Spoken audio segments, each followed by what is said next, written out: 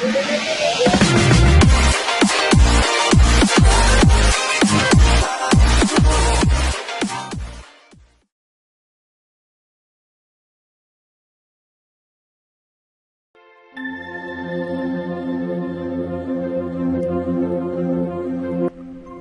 روز ہاشم غرناطہ سے واپس آ گیا۔ سعید اس کی آمد کی اطلاع ملتے ہی اس کے گھر پہنچ گیا۔ ہاشم بستر پر لیٹا ہوا تھا۔ سلمہ اور عاتکہ اس کے قریب بیٹھی ہوئی تھی۔ عاتکہ سعید کے لیے اپنی کرسی خالی کر کے پیچھے ہٹ گئی اور سعید نے بیٹھتے ہی دریافت کیا، مجھے ابھی منصور نے اطلاع دی تھی کہ آپ غرناطہ سے لوٹ آئے ہیں اور میں اسی وقت اٹھ کر چلا آیا، کہیے آپ کب پہنچے؟ مجھے زیادہ دیر نہیں ہوئی، ہاشم نے تھکی ہوئی آواز میں جواب دیا۔ آپ کی طبیعت کیسی ہے؟ میں بہت تھک گیا ہوں، غرناطہ میں مجھے آرام کا موقع نہیں ملا۔ آپ نے بہت دن لگا دیے، چچی جان آپ کے متعلق بہت پریشان تھی۔ میرا خیال تھا کہ میں 1-2 دن ٹھہر کر واپس آ جاؤں گا، لیکن مجھے رکنا پڑا۔ چچی کہتی ہیں کہ وہاں سے 2 آدمی کوئی پیغام لے کر آئے تھے، آپ اچانک روانہ ہو گئے تھے۔ ہاشم نے گھور کر سلمہ کی طرف دیکھا اور پھر سعید کی طرف متوجہ ہو کر کہا، مجھے ابو القاسم نے بلایا تھا۔ غرناطہ میں خوراک کے قحط نے انتہائی خطرناک صورتحال اختیار کر لی ہے۔ اگر دشمن نے موسم سرما کے اختتام تک محاصرہ جاری رکھا تو ہزاروں آدمی بھوک سے ہلاک ہو جائیں گے اور عوام کی طرح لشکر میں بھی بددلی پھیل جائے گی۔ موسیٰ بن نبی غسان کا اصرار ہے کہ ہمیں کسی تاخیر کے بغیر پوری فوج کے ساتھ شہر سے باہر نکل کر دشمن پر بھرپور ضرب لگانی چاہیے، لیکن غرناطہ کے اکابر ایک بااثر گروہ اس تجویز کا مخالف ہے۔ آپ کو تو وزیر اعظم نے بلایا تھا، کیا وہ بھی موسیٰ کی تجاویز کے مخالف ہیں؟ نہیں، وہ تو صرف یہ چاہتے ہیں کہ غرناطہ سے نکل کر فیصلہ کن جنگ سے قبل دشمن کے خلاف کئی اور محاذ کھول دیے جائیں تاکہ اس کی طاقت بڑھ جائے۔ مجھ سے وہ یہ پوچھنا چاہتے تھے کہ کوہستانی علاقوں کے قبائل اہل غرناطہ کا بوجھ ہلکا کرنے کے لیے کس حد تک ان سے تعاون کریں گے۔ میں نے یہ جواب دیا تھا کہ میں اپنے قبیلے یا اپنے پڑوس کے چند قبائل کی ذمہ داری تو لے سکتا ہوں، لیکن دوسرے علاقوں کے قبائل کو میدان میں لانے کے لیے ان کے سرداروں کو اعتماد میں لینا نہایت ضروری ہے۔ اب حکومت کے ایلچی ان کی طرف روانہ ہو چکے ہیں۔ قبائل نے ہمیں کبھی مایوس نہیں کیا اور اب اہل غرناطہ کی جو تھوڑی بہت آزادی رہی ہے وہ بیشتر انہی کے ایثار و خلوص کا نتیجہ ہے۔ موسیٰ بن نبی غسان سے ملاقات ہوئی تھی؟ ہاں، انہوں نے مجھ سے کہا تھا کہ غرناطہ کے امن پسندوں کو ہتھیار ڈالنے کے خطرات سے آگاہ کروں، یہی وجہ تھی کہ میں جلد واپس نہ آ سکا۔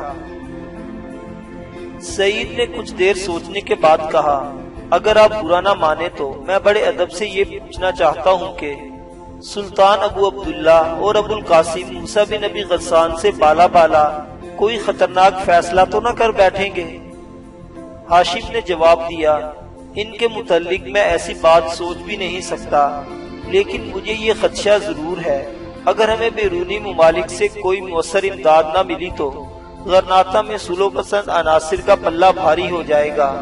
ابھی تک ہمیں تمہارے ابا جان کی طرف سے بھی کوئی پیغام نہیں ملا، خدا جانے وہ کہاں ہیں۔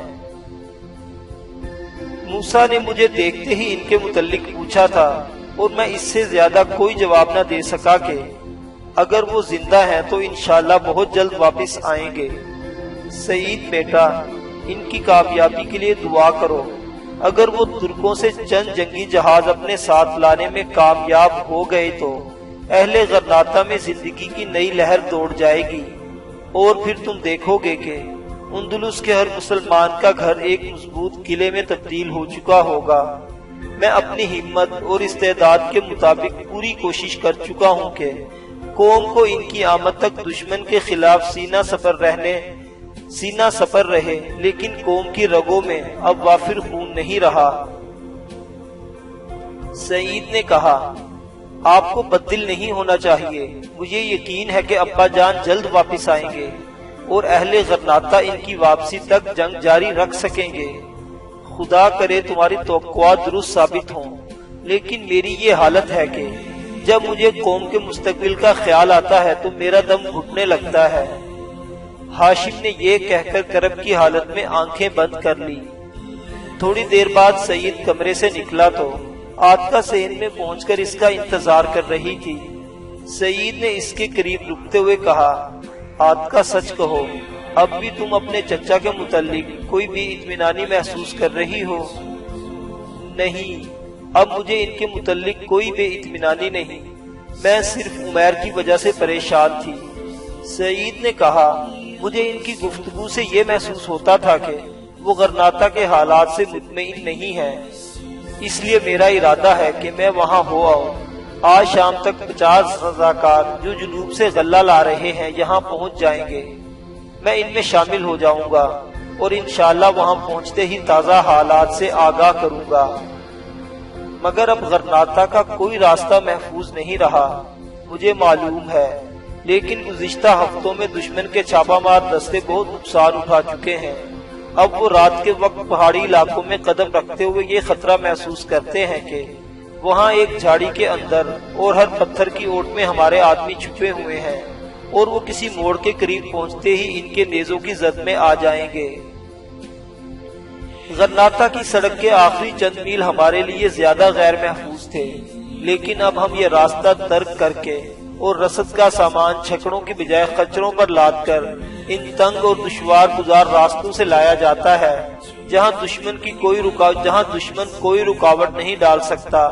ہماری فوج کو معلوم ہے کہ رسد کا قافلہ کس راستے سے آ رہا ہے اور کس وقت پہنچے گا، اس لیے شہر کے آس پاس اگر دشمن کے حملے کا احتمال بھی ہو تو قافلے کی حفاظت کے لیے محافظ سپاہی بھیج دیے جاتے ہیں۔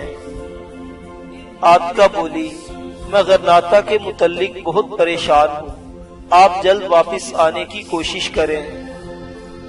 عاتکہ کا خیال تھا کہ غرناطہ کے مخدوش حالات ہاشم کو چین سے بیٹھنے کی اجازت نہیں دیں گے اور وہ ایک نئے ولولے اور تازہ جوش و خروش کے ساتھ پہاڑی قبائل میں جہاد کی تبلیغ شروع کر دے گا۔ لیکن ہاشم کی حالت اب یہ تھی کہ جہاد کی تبلیغ تو درکنار، وہ تو گھر سے باہر نکلنا بھی پسند نہیں کرتا تھا۔ غرناطہ کے متعلق طرح طرح کی افواہوں سے پریشان ہو کر آس پاس کی بستیوں کے لوگ اس سے ملنے آتے تھے۔ اس کے پاس ان تمام کے سوالات کا ایک ہی جواب ہوتا، غرناطہ کو اب بوڑھے آدمیوں کے الفاظ کے بجائے نوجوانوں کی خون کی ضرورت ہے۔ اگر تم مزید خون دے سکتے ہو تو یہاں باتیں کرنے کی بجائے وہاں پہنچ جاؤ، ورنہ یہ دعا کرو کہ باہر سے کوئی تمہاری مدد کے لیے پہنچ جائے۔ میں غرناطہ کے اکابر سے مل چکا ہوں، اب یہ بات ان سے پوشیدہ نہیں رہی کہ حامد بن زہرہ اسلامی ممالک کے حکمرانوں کی اعانت حاصل کرنے کے لیے جا چکا ہے۔ مجھے یقین ہے کہ وہ اس کے کامیاب واپس آنے کی امید پر آخری دم تک لڑتے رہیں گے، لیکن رسد کی کمی کے باعث غرناطہ کے حالات بہت نازک ہو چکے ہیں۔ اس لیے تمہیں دعا کرنی چاہیے کہ حامد بن زہرہ جلد واپس آ جائے اور غرناطہ کے اکابر مایوسی کی حالت میں کوئی ایسی غلطی نہ کر بیٹھیں جو ہماری تباہی کا باعث ہو۔ ہاشم کی بیوی اس کے متعلق بہت پریشان تھی اور وہ عاتکہ سے کہا کرتی تھی، بیٹی اپنے چچا کے لیے دعا کرو، وہ حوصلہ ہارنے والوں میں سے نہیں تھے، لیکن اب کوئی غم انہیں اندر ہی اندر کھائے جا رہا ہے۔ وہ رات بھر کروٹیں بدلتے رہتے ہیں اور کبھی کبھی بے چینی کی حالت میں اٹھ کر ٹہلنا شروع کر دیتے ہیں۔ عاتکہ نے تسلی دی، چچی جان، ان دنوں قوم کا ہر بہی خواہ مضطرب ہے۔ چچا جان کو غرناطہ میں قیام کے دوران ایسے لوگوں کی باتوں سے صدمہ پہنچا ہے جو اپنی آزادی کی قیمت پر امن چاہتے ہیں۔ ان کی بے چینی کی وجہ بھی یہی ہے کہ ابھی تک سعید کے ابا جان نے کوئی اطلاع نہیں بھیجی، لیکن مجھے یقین ہے کہ جب وہ کوئی امید افزا پیغام لے کر آئیں گے تو ان کے حوصلے پھر زندہ ہو جائیں گے۔ سعید کو غرناطہ گئے 1 ہفتہ گزر چکا تھا، لیکن اس نے بھی وہاں کے بارے میں کوئی اطلاع نہیں بھیجی تھی۔ پھر ایک دن غرناطہ کے سپہ سالار موسیٰ بن ابی غسان کے متعلق مختلف خبریں مشہور ہوئی۔ ایک اطلاع تھی کہ وہ انتہائی مایوسی کی حالت میں ابو عبداللہ کے دربار سے نکلے تھے۔ پھر کچھ دیر بعد انہوں نے تنہا شہر سے نکل کر حملہ کر دیا تھا اور دشمن کی صفیں چیرتے ہوئے روپوش ہو گئے تھے۔ ایک خبر تھی کہ وہ دشمن سے 2 ہاتھ کرتے ہوئے اور اس کے کئی آدمیوں کو موت کے گھاٹ اتارتے ہوئے دریا کے کنارے پہنچ گئے تھے، جہاں زخموں سے چور ہونے کے بعد انہوں نے گھوڑے سمیت دریا میں چھلانگ لگا دی تھی اور پھر اسلحہ کے بوجھ کی وجہ سے ان کی لاش اوپر نہ آ سکی۔ اور بعض لوگ یہ بھی کہہ رہے تھے کہ وہ دشمن سے لڑتے بھیڑتے پہاڑوں میں پہنچ گئے ہیں، وہاں سے جنگجو قبائل کی فوج تیار کرنے کے بعد واپس آ جائیں گے۔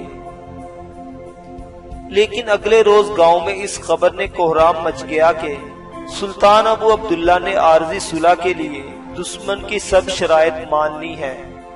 اس المناک حادثے کے 3 روز بعد سہ پہر کے وقت سعید گھوڑا دوڑاتا ہوا سیدھا ہاشم کے گھر پہنچا۔ وہ برآمدے کے سامنے دھوپ میں لیٹا ہوا تھا، سلمہ اس کے قریب بیٹھی ہوئی تھی۔ سعید گھوڑے سے اتر کر آگے بڑھا، ہاشم اٹھ کر بیٹھ گیا۔ وہ چند ثانیے خاموشی سے ایک دوسرے کی طرف دیکھتے رہے، پھر سعید کی آنکھوں سے آنسو ٹپک پڑے اور ہاشم نے بے بسی کی حالت میں سر جھکا لیا۔ سلمہ نے کہا، بیٹھ جاؤ بیٹا۔ وہ ہاشم کے قریب بیٹھ گیا۔ خالدہ، سلمہ کی 5 سالہ یتیم بھانجی برآمدے میں کھڑی عاتقہ کو آوازیں دے رہی تھی، آپا جان وہ آ گئے ہیں، منصور کے ماموں جان آ گئے ہیں۔ عاتقہ ایک کمرے سے نکلتی ہوئی نظر آئی۔ وہ آہستہ آہستہ قدم اٹھاتی ہوئی آگے بڑھی اور ان کے قریب پہنچ کر رک گئی۔ اس کے چہرے پر زردی چھائی ہوئی تھی اور شدت گریہ کے باعث آنکھیں سوجی ہوئی تھی۔ سلمہ نے ہاتھ کا اشارہ کیا اور وہ آگے بڑھ کر اس کے قریب بیٹھ گئی۔ کچھ دیر وہ خاموشی سے ایک دوسرے کی طرف دیکھتے رہے۔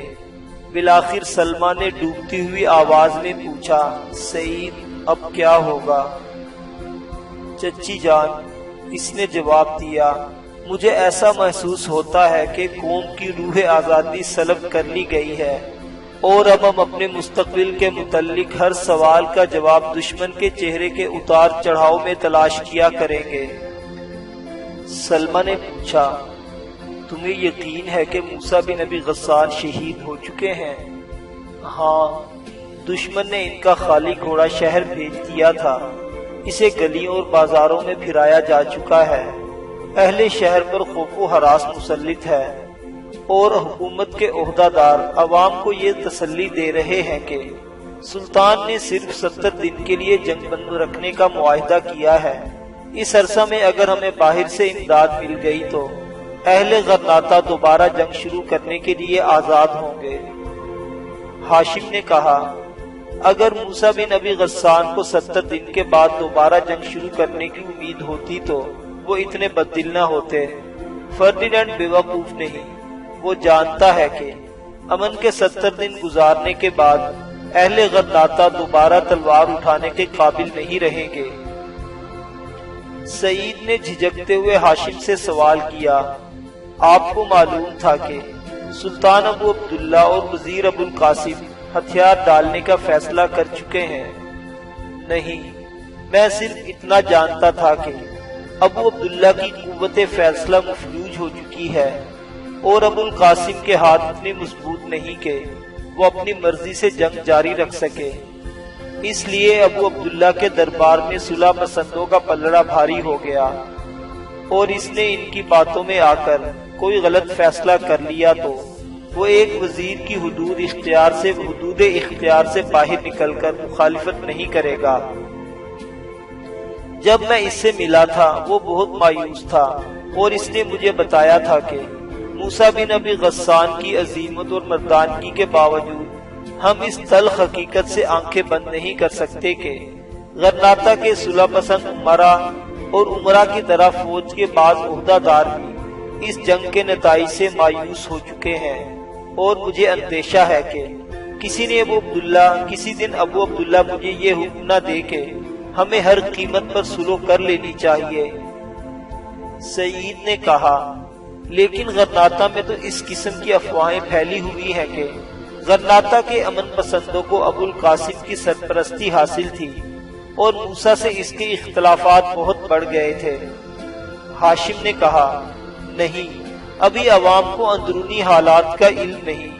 بات دراصل یہ تھی کہ موسیٰ کسی تاخیر کے بغیر پوری فوج کے ساتھ شہر سے باہر نکل کر فیصلہ کن حملہ کرنا چاہتے تھے اور انہیں یقین تھا کہ موجودہ حالات کے پیش نظر غرناطہ کا کوئی سنجیدہ آدمی ان کی تجویز کی مخالفت نہیں کرے گا۔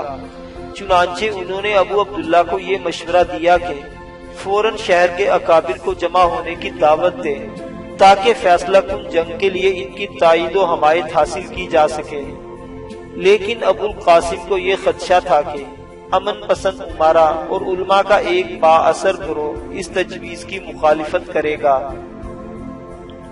ابو القاسم نے موسیٰ کو یہ سمجھانے کی کوشش کی تھی کہ اگر آپ کی تجویز بھرے دربار میں ٹھکرا دی گئی تو عوام پر بہت برا اثر پڑے گا، اس لیے آپ معاملے کو کھلے دربار میں پیش کرنے کی بجائے یہ اطمینان کر لینا چاہیے کہ وہاں آپ کے ہم خیال لوگوں کا پلہ بھاری ہوگا، اور یہ اسی صورت میں ممکن ہے کہ آپ شکست خوردہ ذہن کے لوگوں کو یہ امید دلا سکیں کہ جب اہل غرناطہ میدان میں نکلیں گے تو وہ تنہا نہیں ہوں گے۔ ان کی جنگ پورے اندلس میں پھیل جائے گی اور پھر بیرونی ممالک بھی ان کی پشت پر ہوں گے۔ جب تک ایسی صورت پیدا نہیں ہوتی اہل غرناطہ کو اپنے حصار سے باہر نہیں نکلنا چاہیے۔ لیکن موسیٰ کو غرناطہ کے اکابر کے متعلق غلط فہمی تھی کہ وہ خودکشی کا فیصلہ نہیں کریں گے۔ میں غرناطہ سے واپس آیا تو تم بار بار یہ پوچھتے تھے کہ اس قدر مغموم کیوں ہوں، اور میں تمہیں ٹالنے کی کوشش کرتا تھا، لیکن آج میں تمہیں بتا سکتا ہوں مجھے اس بات کا خدشہ تھا کہ اگر یہ معاملہ کھلے دربار میں زیر بحث آتا تو غرناطہ کے اکابر کی اکثریت ابو موسیٰ کا ساتھ نہ دیتی۔ میں یہ نہیں کہوں گا کہ موسیٰ جلد بازی سے کام لے رہے تھے، غرناطہ کے حالات نے انہیں مجبور کر دیا تھا کہ وہ جلد کوئی قدم اٹھائیں، لیکن ان کی حقیقت پسندی اور ان کے عزم و خلوص کا احترام کرتے ہوئے مجھے یہ ڈر محسوس ہوتا تھا کہ اب اہل غرناطہ اس عظیم انسان کے حوصلوں کا ساتھ نہیں دیں گے۔ ابو القاسم کو کوسنے کا کوئی فائدہ نہیں، وہ ایک ایسے حکمران کا وزیر ہے جو اہل غرناطہ پر ایک عذاب کی صورت میں نازل ہوا ہے۔ اب اس کی آخری کوشش یہی ہوگی کہ جنگ بندی کے عرصہ میں دشمن سے زیادہ مراعات حاصل کی جائے۔